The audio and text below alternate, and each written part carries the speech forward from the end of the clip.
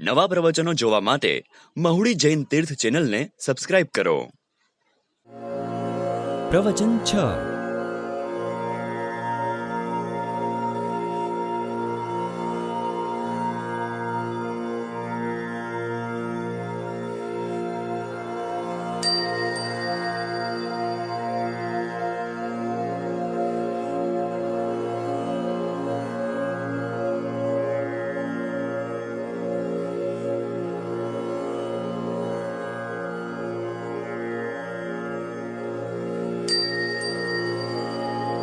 સંપૂર્ણ પ્રવચનના લાભાર્થી પરિવાર માતુશ્રી ભાનુબેન સુબોધભાઈ શાહ પરિવાર અમદાવાદ, માતુશ્રી શાંતાબેન ભીખાભાઈ શાહ પરિવાર કલોલવાડા, શ્રી ઉપેન્દ્રભાઈ મફતલાલ શાહ પરિવાર મણિનગર દુન ઇન્ટરનેશનલ સ્કૂલ.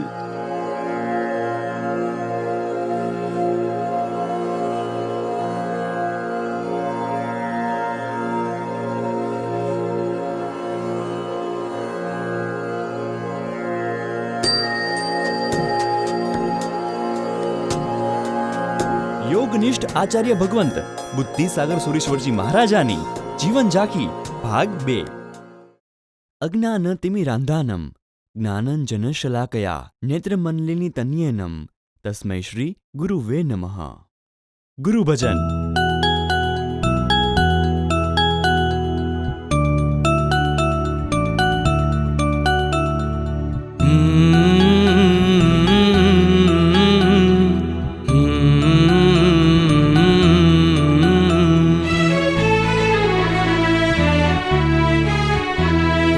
गुरुवर ज्ञान दिवाकर, ओ गुरुवर गुणों के सागर, ओ महुडी के महाराजा, ओ गुरुवर बुद्धि सागर. ओ गुरुवर ज्ञान दिवाकर, ओ गुरुवर गुणों के सागर, ओ महुडी के महाराजा, ओ गुरुवर बुद्धि सागर.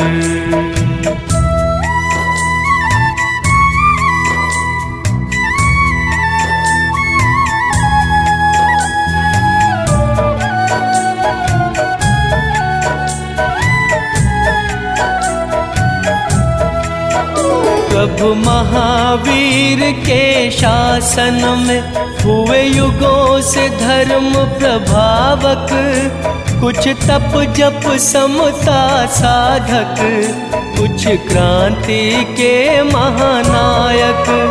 इस महान परंपरा में चमके तुम बन रत्नाकर, ओ महुडी के महाराजा, ओ गुरुवर बुद्धि सागर.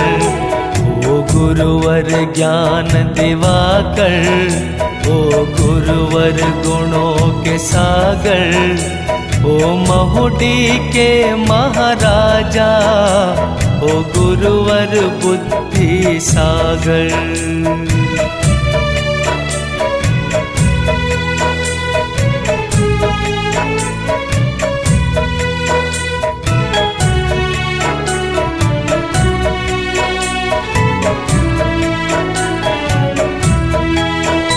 विज्ञान के नाम का बालक जन्मा ही था उस युग में, तब ज्ञान के बल से तुमने किए वर्णन एक नव युग के.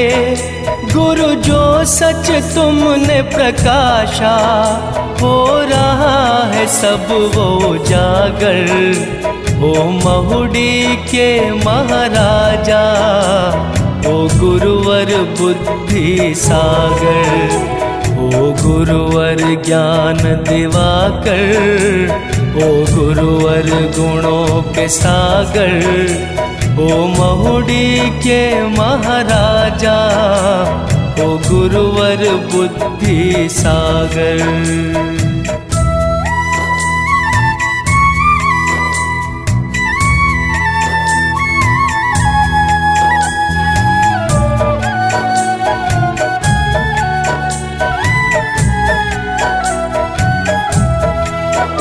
जब मिट्टी का पुण्य मचले, वो हीरे मोती उगले, घड़े ऐसे महापुरुष वो, जो युगों के भाग्य बदले।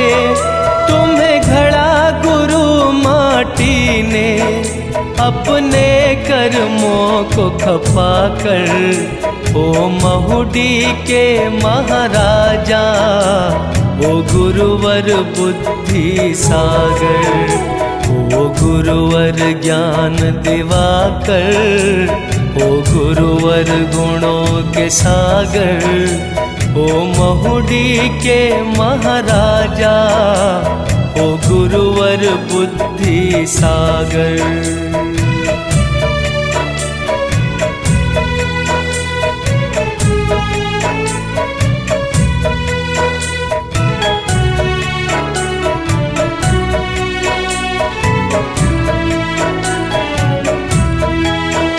गुरु तुम्हारे गुण गा पाए, मुनि विमल के भाव यही है।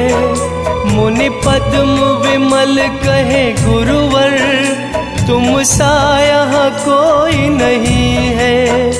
ना कोड़ा दरबार प्रदीप, वंदे बस सर ये झुका कर, ओ महुडी के महाराजा, ओ गुरुवर बुद्धि सागर, ओ गुरुवर ज्ञान दिवाकर, ओ गुरुवर गुणों के सागर, ओ महुडी के महाराजा, ओ गुरुवर बुद्धि सागर। પરમ પૂજ્ય યોગનિષ્ઠ બુદ્ધિસાગર સુરીશ્વરજી મહારાજનું જીવન આ એક અભ્યાસ યોગી સાયુવર્યની જીવન ઝરમર છે.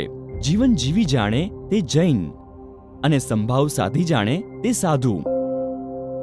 18 આલમ તરફ સદભાવથી સાધુતા ધરાવનાર આચાર્યવર્ય શ્રીમદ બુદ્ધિસાગર સુરીશ્વરજી મહારાજના જીવનની આ કથા છે. કેટલીક વ્યક્તિઓ માત્ર સાહિત્યકાર હોય છે, કેટલીક વ્યક્તિઓ માત્ર સાધુત્વમાં જ પોતાનું જીવન વ્યતીત કરે છે, કેટલીક વ્યક્તિઓ માત્ર સામાજિક સેવાના કાર્યમાં જ ગૂંથાયેલી હોય છે. પરંતુ સાચા સાધુ હોવું, ઉચ્ચ કોટીના સાહિત્યકાર થવું અને છતાં માનવતાભર્યા સહૃદયી સમાજસેવક બનવું, એ ત્રણેય મહાભાગ્ય બહુ જ થોડા વ્યક્તિઓમાં દૃષ્ટિગોચર થાય છે. શ્રીમદ ગુરુદેવશ્રી એવું સૌભાગ્ય લઈને અવતર્યા હતા. તેમને ગુજરાતે એક સાચા સાધુ તરીકે ઓળખ્યા, સાચા સાહિત્યકાર તરીકે પીછાન્યા અને સાચા સમાજસેવક તરીકે સન્માન્યા. એવા સત્ય પુરુષનું જીવન ચરિત્ર એટલે ધર્મનો પણ ઇતિહાસ, સાહિત્યનો પણ ઇતિહાસ અને સમાજસેવાનો પણ ઇતિહાસ. આમ ત્રિવેણી સમૂહ એમનું જીવન ચરિત્ર પ્રગટ થાય એ દરેક રીતે આવશ્યક અને ઉપયોગી છે.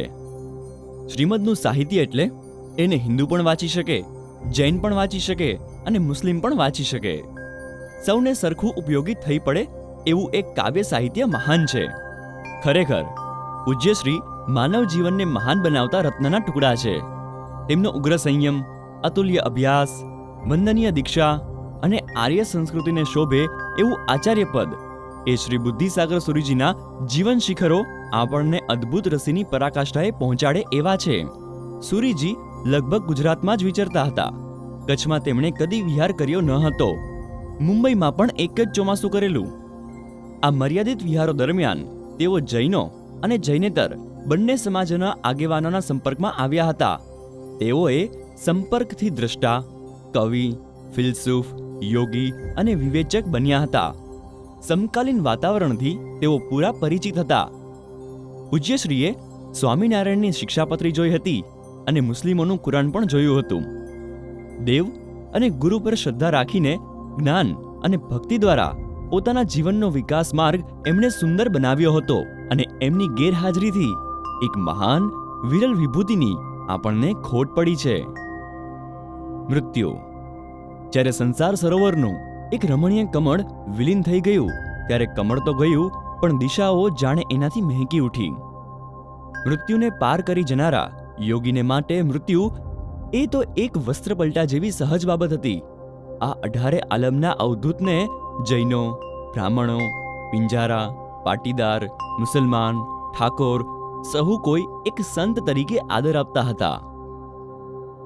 1981ના જેઠ વદ ત્રીજની સવારે મહુડીથી વિજાપુર પધાર્યા.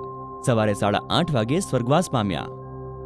અવિરલ ઉદ્યોગી, શ્રેષ્ઠ કવિ, શાસનનો અપ્રિતમ ભક્ત, જૈન શાસનનો દીપ્તો ભાનુ, સાહિત્યનો વિશિષ્ટ વિલાસી, આધ્યાત્મ જ્ઞાનનો અપૂર્વ નિધિ, વિચક્ષણ બુદ્ધિના સાગર ગુમાવ્યાની ખોટ પડી છે. અત્યારના વિપત્તિ કાળમાં આવા ધર્મવીર શાસન સ્તંભો, શાસન રત્નો, મહાપુરુષો શિવગામી થતા જાય છે. એ જાણી કયા શાસન શુભેચ્છકને દુઃખના આંસુ ના આવે, પરંતુ કુટિલ કાળની અને કુદરતની કળાની સકળ ઘટના આગળ કોઈનો ઈલાજ ચાલતો નથી. દેશો દેશમાં તાર ટપાલ દ્વારા દુઃખના સમાચાર પહોંચી ગયા. હજારો ગુરુ ભક્તો દેશો દેશથી આવી ગયા. જેઠ વદ ત્રીજની રાત્રિ ભક્તજનોની મંડળીઓએ ભજનો ગાવામાં અને ગુરુ ભક્તિમાં વ્યતીત કરી. તે રાત્રિમાં જુદી જુદી વ્યક્તિઓએ જુદી જુદી રીતે ગુરુશ્રીના અનેક ચમત્કારો જોયા. જેઠ વદ ચોથના બુધવારે સવારે 7:30 વાગ્યે પૂજ્યશ્રીની પાલખી નીકળી. તે વખતે જૈન, જૈનેતર, બ્રાહ્મણ, મુસલમાન આદિ તમામ કોમોએ હાજરી આપી હતી.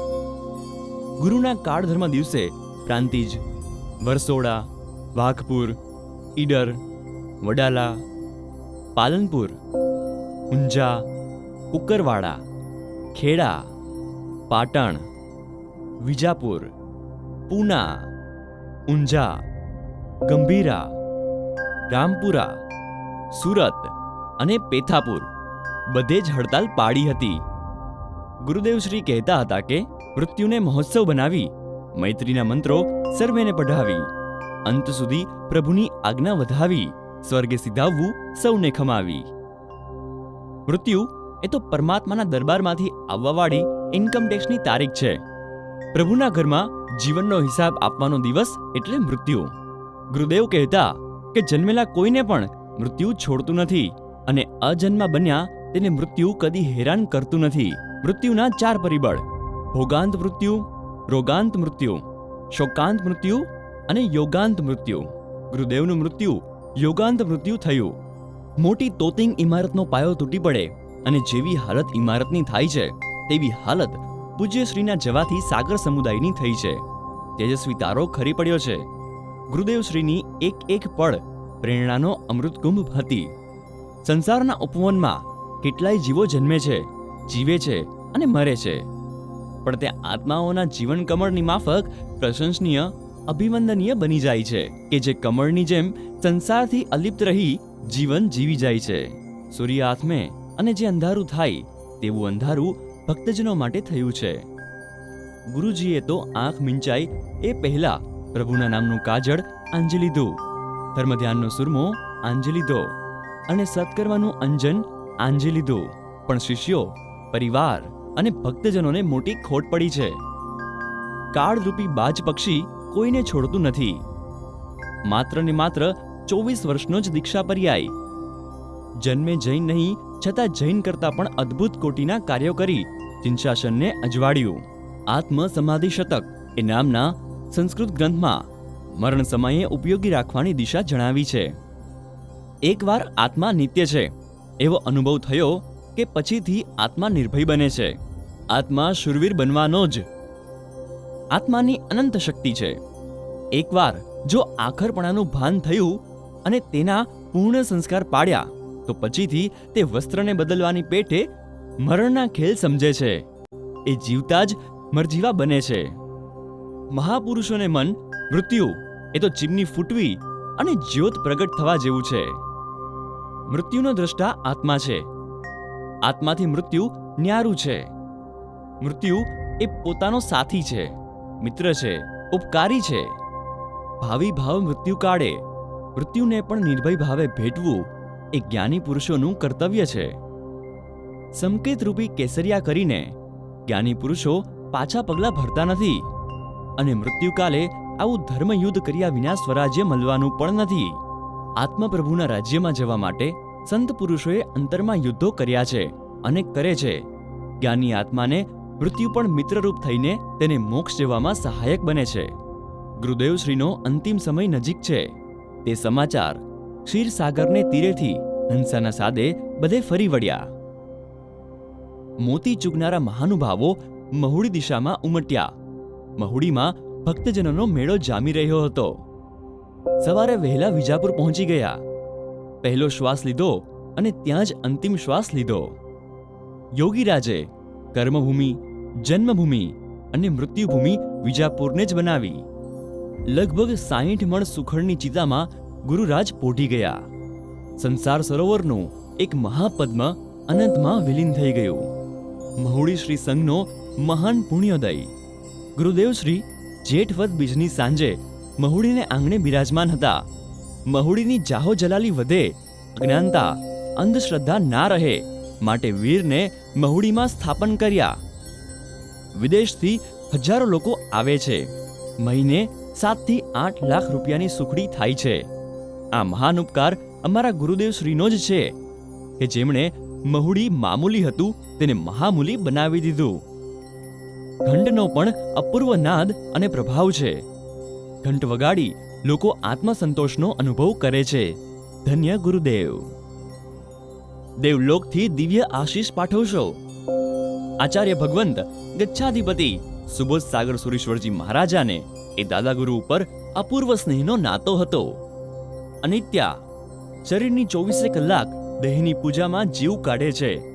પ્રભુની પૂજા 18 પ્રકારની, 17 ભેદો કે 64 પ્રકારી, 99 પ્રકારની, પણ દેહની પૂજા તો 199 પ્રકારથી પણ ઓછી પડે છે. મૃત્યુ એ તો મોટી હોનારત છે. આ હોનારત સર્જાઈ એટલે જિંદગીના ખેલ ખતમ. હાલ તો કળિયુગમાં પાણીના પૈસા છે. મહેસાણા દૂધસાગર ડેરીના માલિક માનસિંહ ચૌધરી પહેલા દૂધ વેચવું એ હલકામાં હલકું ગણાતું. રબારી પણ દૂધ વેચે નહીં. અત્યારે તો છાશ વેચેલ છે. અરે છાશ નહીં, પણ આ દેશમાં તો હવે પાણી પણ વેચાય છે. બિસ્લેરીના બોટલ 1 લીટરના 15 રૂપિયા. જ્યાં ઘી, દૂધની નદીઓ વહેતી ત્યાં આજે પાણી પણ વેચાય છે. દૂધ છાશ તો પરસ્પર ભાવથી મફત અપાતા. બેચરને ઘેર છાશ મફત મળતી. ડેરીના માલિક ચારે બાજુના ગામડાઓમાંથી દૂધ ખરીદે, દરિયો ભરે. અત્યારે તો ઇન્જેક્શન કે મશીનથી દૂધ ખેંચી લઈને નિર્દયી ગાયોનું શોષણ થઈ રહ્યું છે. આ ચૌધરી દૂધ વધારે મળે માટે ઓસ્ટ્રેલિયા જવા નીકળ્યા. ઓસ્ટ્રેલિયામાં ઘણી વિશાળ જગ્યાઓ ખાલી પડેલી છે. ત્યાં ગાયો લઈ જઈશું અને વધારે દૂધ કેમ આપે તેની કેળવણી આપીશું. પોતાના દૂધસાગરને મહાસાગરના સપના સેવતા ભાઈ ઓસ્ટ્રેલિયા જવા નીકળ્યા. વિચારો ચાલુ છે. એરપોર્ટ પહોંચતા જ વચમાં એક્સિડન્ટ થયો. મનોરથોના ચૂરે ચૂરા અને પાપના પોટલા લઈ રવાના થઈ ગયા. જુઓ, પોતાના માટે લાખો રૂપિયાનો બંગલો બનાવનારા કાયમ માટે જંગલમાં જઈ સૂઈ જાય છે. મૃત્યુ અનિવાર્ય છે. જન્મ, જરા અને મૃત્યુ આ 3 મહા ડાકુઓ છે. અજૈન એક પ્રસંગ છે. નારદજીના પિતાશ્રી મૃત્યુની પથારીએ પડ્યા છે. તેઓ પોતાના પુત્ર નારદને કહે છે, બેટા, તારે તો બધા દેવો સાથે ઓળખાણ છે. તું તો વિષ્ણુનો દૂત છે. દુનિયાના બધા દુઃખો તું દૂર કરે છે. તારા બાપનું દુઃખ દૂર કરી બતાવ.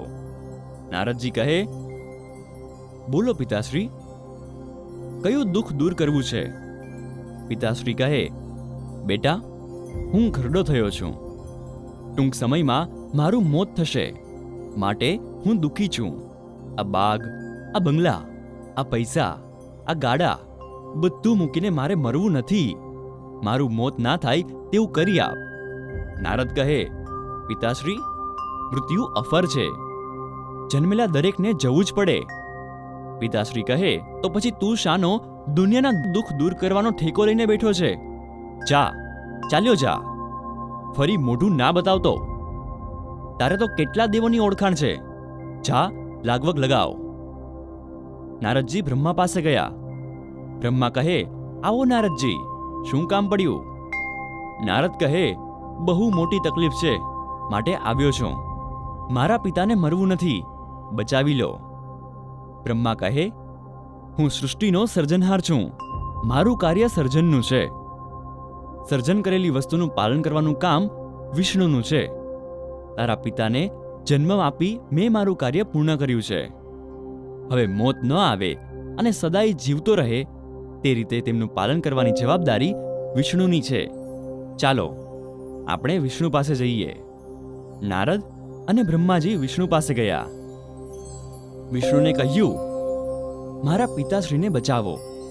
વિષ્ણુએ કહ્યું, જેમ બ્રહ્મા સર્જન કરે તેમ હું એનું પાલન કરું છું, પણ તેનો સંહાર કરવાનું કામ મહાદેવજીનું છે. મહાદેવજી સંહાર ના કરે ત્યાં સુધી જ તેનું હું પાલન કરી શકું. હવે નારદ, બ્રહ્મા, વિષ્ણુ ત્રણેય મહાદેવજી પાસે ગયા. મહાદેવજીને કહ્યું, મારા પિતાશ્રીને બચાવો. મહાદેવજી કહે, જ્યારે કોઈ પણ જન્મે છે તરત તેને ક્યારે ઉપાડવાનો છે તેની નોંધ હું મારા આસિસ્ટન્ટ યમરાજને ચોપડે કરાવી દઉં છું.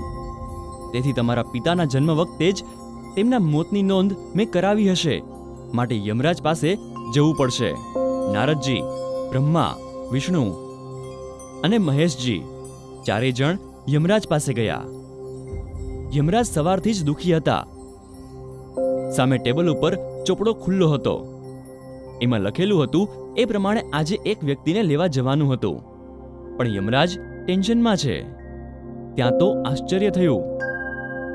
બ્રહ્મા, વિષ્ણુ, મહેશ અને નારદ ચારેય જણ સામેથી આવતા જણાયા. યમરાજ નાચવા લાગ્યો. હાશ, મૂંઝવણ ટળી. બનવાનું હતું તે જ બન્યું. ચારેય જણે પૂછ્યું, યમરાજ કેમ નાચો છો? યમરાજ કહે, ચોપડામાં લખેલું છે કે આ ચારે જણ તારા દરબારમાં સાથે મળીને આવે ત્યારે એક માનવને મોત આપી યમસદનમાં લાવવા.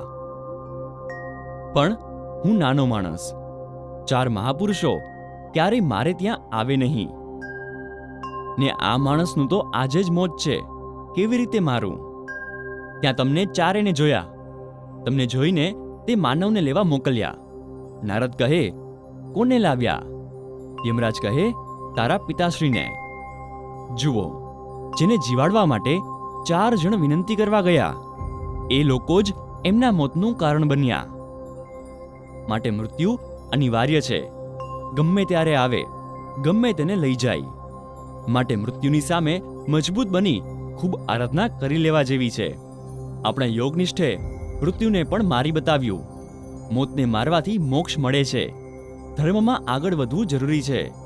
હવે હાલના સમયમાં વર્તાતો કોરોનાનો કેર સાંભળશો, માંદગી અને મરણ. માંદગીની સોનોગ્રાફી. હાલના યુગમાં અછતની જ બોલબાલા છે. અનાજની અછત, ક્યાંક પાણીની અછત, ક્યાંક પેટ્રોલની અછત, ક્યાંક પૈસાની અછત અને ક્યાંક ઉર્જાની અછત. આ બધાને પણ ટપી જાય એવી એક છે સમયની અછત. બીજું બધું ઉછીનું મળે, સમય કોઈને ઉછીનો મળતો નથી. સંપત્તિના હવાલા પડે, સમયનો હવાલો પાડી શકાતો નથી. જીવનમાં ક્યારેક આવી જતી માંદગી પીડા આપે છે. એ માંદગીની સાચી ઓળખ નથી, કારણ કે માંદગી સિવાય પણ પીડા તો અનેક રીતે આવે છે. માંદગીની ખરી ઓળખ એ છે કે તે નવરાશ આપે છે.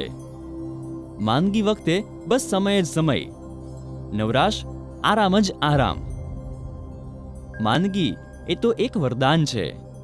માંદગી વખતે પ્રભુ પ્રાર્થનાનો પુલ સરળ બને છે, જેનો એક છેડો પીડા અને બીજો છેડો પ્રભુ. બિછાના પર સૂતેલાનું મુખ હોય છે લગભગ પ્રભુ તરફ. રોગ વખતે હાઈવે કરતા પૂર્વે કરેલા કૃત્યો, આચરેલી હિંસાની જીવંત કેસેટને જરા રિવાઇન્ડ કરીને જોવા જેવી છે. સહેજ કરડતા માકડ કે મચ્છરની આખી ટીમને ઓલ આઉટ કરી દેવા સુધીની નિર્દયતા દાખવી છે. મચ્છરના ચટકા સહન ના કર્યા પછી રોગના ચટકા બદલામાં મળે છે. કોમળ સસલા ને વાંદરા જેવા પ્રાણીઓ પર થતા અત્યાચારોના વિચાર કર્યા વગર સૌંદર્ય પ્રસાધનો, પરફ્યુમ્સ અને શેમ્પૂ વાપરનારનું શરીર આખરે રોગોનું કારખાનું બની જાય છે. ઘરમાં મચ્છર માર્યા, પલંગમાં માકડ માર્યા, ફર્નિચર પર થયેલી ઉધઈ મારી, બારી બારણાને માળિયામાં ગરોળીઓ મારી, ગાડી ચલાવતા કેટલાય જીવો માર્યા, રસોડામાં કીડીઓ, મકોડા, વાંદા માર્યા, મોઢામાં અભક્ષ્ય ખાઈ ગયા, માથામાં જૂ મારી. આ બધું વિચારતા એ પણ વિચાર્યું કે મેં આપેલા દર્દોની સામે મારું દર્દ સાવ મામૂલી છે. કરેલા કર્મોથી મેલા થયેલા આત્માના ચીરને પસ્તાવાની પાવન સરિતામાં પખાડીને ચોખ્ખું કરવાની તક અને સૂઝ બંને માંદગી વખતે મળી રહે છે. માંદગીમાં કોઈ ખબર લેવા આવે ત્યારે આવનારો માણસ કેમ છે એટલું પૂછે તેની જ જાણે રાહ જોઈએ છીએ. સાજા થઈ ગયા પછી પણ વીતી ગયેલી માંદગી, ભોગવેલી પીડા અને કેટલું સહન કર્યું તેનો રિપોર્ટ કવિની અદાથી આપીએ છીએ. ગયેલી માંદગી જો શરીરમાં ફરીથી લાવવી જ નથી તો તેને જીભ ઉપર ફરીથી લાવવાની જરૂર નથી. માંદગીને મનમાં કે શરીરમાં લાવવી કે નહીં તે કદાચ આપણા હાથમાં ન હોય, પણ તેને બેસવા માટે જીભનો ઝૂલો આપવો કે નહીં તે તો આપણા હાથમાં જ છે. સહન શક્તિ જેવી રોગ પ્રતિકારક શક્તિ બીજી કોઈ નહીં. લોહીમાં હિમોગ્લોબિન કે વ્હાઇટ સેલ્સનું પ્રમાણ રક્ત પરીક્ષણ દ્વારા નક્કી થાય છે. પછી આપણી સહિષ્ણુતાના સેલ્સનું પ્રમાણ જણાવતું પરીક્ષણ તો છે માંદગી. સમાધિનો વિજય ધ્વજ જે દંડ ફરકાવવાનો છે તે દંડનું નામ છે સહનશક્તિ. જીવનની છેલ્લી પળોના આધાર નવજીવનની કવિતા પર રચાય છે. માટે મરણ સમાધિની અગત્યતા ગજબની છે. મૃત્યુ એટલે મહાપીડા, મહાવિયોગ. તેને સહન કરવાના અવસરે ભલભલા રુસ્તમો પણ ગબડી પડ્યા છે. મરણ એટલે અંત આપણે માનીએ છીએ, વાસ્તવમાં મરણ એટલે પ્રારંભ. પછી એક નવી નક્કોર જિંદગીનો પ્રારંભ થાય છે. જે શરીરને સાચવવામાં પાછું વળીને જોયું નથી તે શરીર તકલાદી કેવું છે. જે શરીરની શોભા ખાતર આત્માને કાબરચિત્રો બનાવ્યો તે શરીર દગાબાજ છે. શરીર એ તો મોટો ઠગ છે. લૂંટી લેવાય તેટલું બધું લૂંટી છેલ્લે પહેરે કપડે એટલે કે ચોટેલા કર્મે કાઢી મૂકનારો મોટો ઠગ એટલે શરીર. માંદગી વખતે કર્મનું દેવું ચૂકતે થાય છે. સારું થયું અત્યારે રોગ આવી ગયો, કારણ કે અત્યારે હું સમજણના ઘરમાં છું. અજ્ઞાન અવસ્થામાં આવે ને હુમલો થયો હોત તો વધુ કર્મો બંધાયા હોત. સમજદાર ન હોય તેવા દેવાદાર માણસ વધુ દેવું કરી બેસે છે. સમજણપૂર્વક સહન કરીને કર્મોના મોટા દેવામાંથી મુક્ત થવાની એક તક આપતી માંદગી એ તો વરદાન છે. માંદગી અચાનક જ આવી પડે છે અને કરી રાખેલું કેટલુંય પ્લાનિંગ ખોરવી નાખે છે. રજાના દિવસો કોઈ ખાસ પ્રવાસ માટે ફાળવી રાખ્યા હોય ને પથારીને ફાળે આપી દેવા પડે. કોઈ ખાસ પ્રસંગ કે પ્રયોજન માટે કરી રાખેલી બચત દવાની પાછળ ઘસડાઈ જતી જોવા મળે છે. આરાધના માટે કરી રાખેલી વિચારણાઓ આરામને ક્ષેત્રે સફળ બને અને વળી બહારનું ખાવાને કારણે થયેલા ફૂડ પોઈઝનિંગથી આપણે સાવચેત બની જઈએ છીએ. દાદરા પરથી પટકાઈ જતા કોકને થયેલું ફ્રેક્ચર જોઈ આપણે દાદરા ઉતરવાની સ્ટાઇલ બદલીએ છીએ. હવાથી અચાનક બારી બંધ થતા કોકની આંગળી છુંદાઈ ગયેલી જોઈને ખુલ્લી બારીને કડી લગાવવાનું આપણે ચૂકતા નથી. બીજાની માંદગી કે પીડા જો આપણા માટે પ્રતિબોધક બનતી હોય તો આપણી માંદગીમાંથી બીજા અનેકોને શું પ્રેરણા નહીં મળે. આપણી માંદગીમાં આપણને ભૂતકાળમાં કરેલી ભૂલો પણ જોવા મળે છે. આમ જોઈએ તો આપણી માંદગી તો એક જાહેર વ્યાખ્યાન છે. અનેકને સાચવણ, સાવચેતી અને સાવધાનીનો ઉપદેશ આપીને અગાઉથી જ બચાવી લેતી માંદગી આપણા માટે કલ્યાણકારી છે. રામકૃષ્ણ પરમહંસને ભયંકર અંતિમ તબક્કાનો કેન્સરનો રોગ થયેલો. કોઈકે કહ્યું, આટલી ભયંકર વેદના વચ્ચે જીવન લંબાય છે, ક્યાં સુધી સહન કરવાનું? રામકૃષ્ણે જવાબ આપ્યો, ભેંસના શિંગડા ઉપર રહેલી ફૂલની માળા રહે કે પડે એનાથી ભેંસને કોઈ ફરક પડતો નથી. શરીરમાં રોગ રહે કે જાય એનાથી મને કોઈ ફરક પડતો નથી. કોરોનાની આ કારમી પીડા માટે આ જવાબને વાગોળવાની જરૂર છે. શરીરને શિંગડું માનવાનું અને રોગને ફૂલની માળા માનવાની, તો રોગની બહુ અસર નહીં થાય. પોતાના દુઃખ કરતા અધિક દુઃખીને નજર સામે લાવવાથી તેની પીડા ઘણી હળવી બને છે. આ દર્દમાંથી બચવાના ઉપાયો, મનની સ્વસ્થતા એ જ જીવનની ખરી સમૃદ્ધિ છે. પ્રસન્નતા એ મનનું કિંમતી આભૂષણ છે. ચિત્ત, સમાધિ એ આ લોકના સુખનું લક્ષણ છે અને પરલોકની સદગતિનું કારણ પણ છે. આ રોગ વિશ્વમાંથી જલ્દી દૂર થાય એ માટે પ્રભુને પ્રાર્થના કરીએ. સર્વથા સહુ સુખી થાઓ, પાપ કોઈ ના આચરો, રાગ દ્વેષથી મુક્ત થઈ મોક્ષ સુખ સહુ જગવરો. કર્મની ગતિ ન્યારી છે, કર્મ નચાવે તેમ જીવ નાચે છે. અસ્તુ. પ્રણામ. કર્મસત્તાથી બચવા ધર્મસત્તાને સ્વીકારો. મનમાં ધિક્કાર નહીં, અંદરમાં અહંકાર નહીં, આંખમાં વિકાર નહીં, વચનમાં તિરસ્કાર નહીં, વલણમાં નકાર નહીં. એવા ભવિષ્યવેતા પરમ પૂજ્ય યોગનિષ્ઠ આચાર્ય ભગવંત બુદ્ધિસાગર સુરીશ્વરજી મહારાજાની 105 વર્ષ પહેલા કરેલી ભવિષ્યવાણી આવો સાંભળીએ.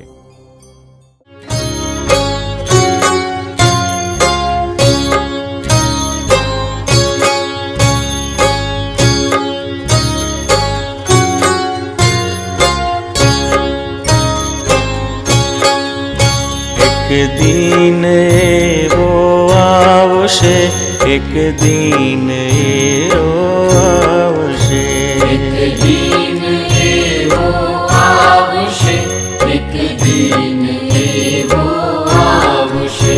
મહાવીરના શબ્દો વડે સ્વાતંત્ર જગમાં થાવશે. મહાવીરના શબ્દો વડે સ્વાતંત્ર જગમાં થાવશે. એક દિન એવો આવશે, એક દિન એવો આવશે, એક દિન એવો આવશે, એક દિન એવો આવશે.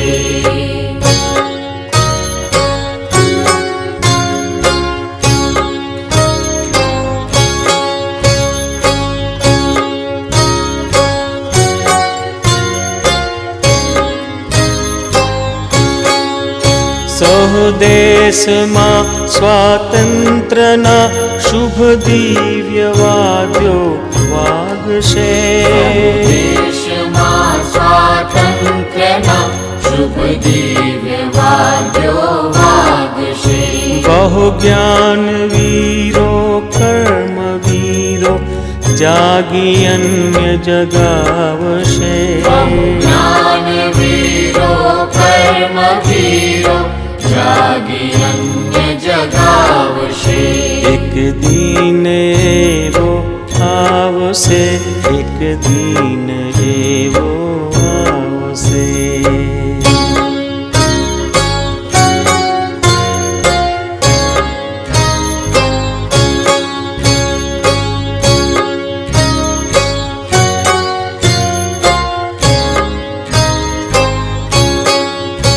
અવતારી વીરો અવતરી કર્તવ્ય નિજ બજાવશે.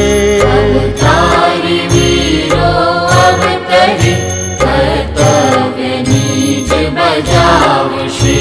અશ્રુલ્યુહી સૌ જીવના શાંતિ ભલી પ્રસરાવશે. અશ્રુલુહી સૌ જીવના શાંતિ ભલી પ્રસરાવશે. એક દિન એવો આવશે, એક દિન એવો આવશે.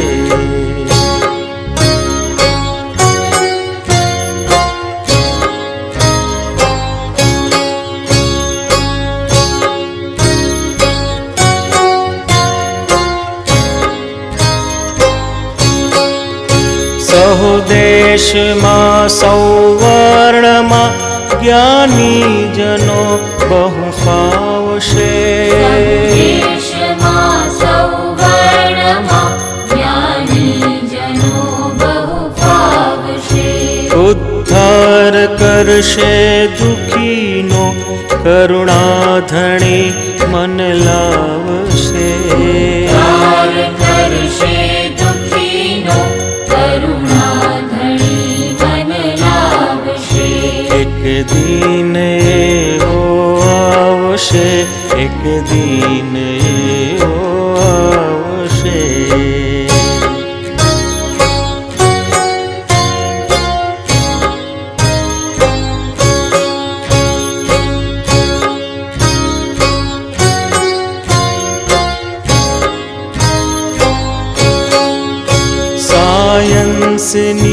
વિદ્યા વડે શોધો ઘણી જ ચલાવશે.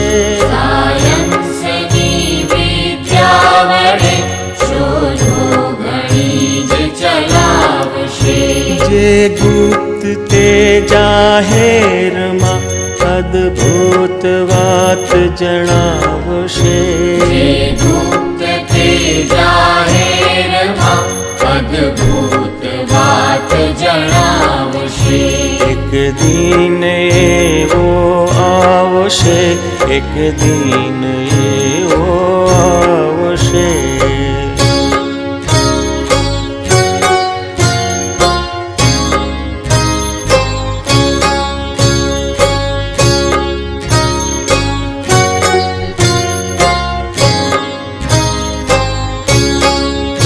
રાજા સકળ માનવ થશે, રાજાન અન્ય કહાવશે. રાજા સકળ માનવ થશે, રાજાન અન્ય કહાવશે. હુન્નર કળા સામ્રાજ્યનું બહુ જોર લોક ધરાવશે. કળા સામ્રાજ્યનું બહુ જોર લોક ધરાવશે. એક દિન એવો આવશે, એક દિન એવો આવશે.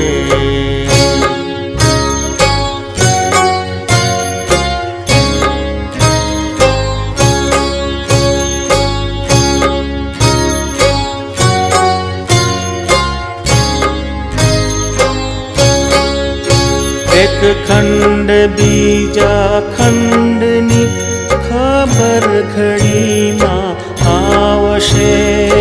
ખંડ બીજા ખંડની ખબર ઘડીમાં આવશે.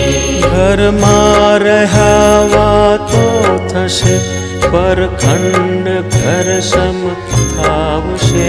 ઘરમાં રહ્યા વાતો થશે, ખંડ ઘર સમથાવશે. એક દિન એવો આવશે, એક દિન એવો આવશે.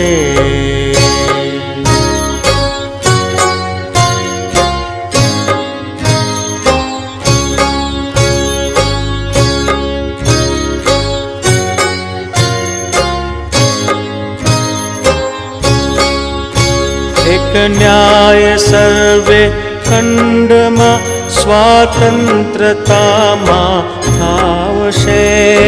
ન્યાય સર્વે ખંડમાં સ્વાતંત્રતામાં થાવશે.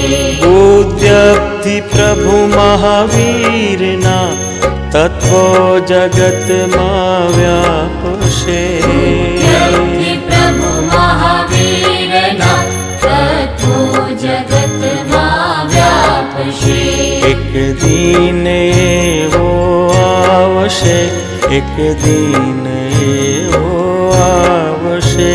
મહાવીરના શબ્દો વડે સ્વાતંત્ર જગમાં થાવશે. એક દિન એવો આવશે, એક દિન એવો આવશે. એક દિન એવો આવશે, એક દિન એવો આવશે.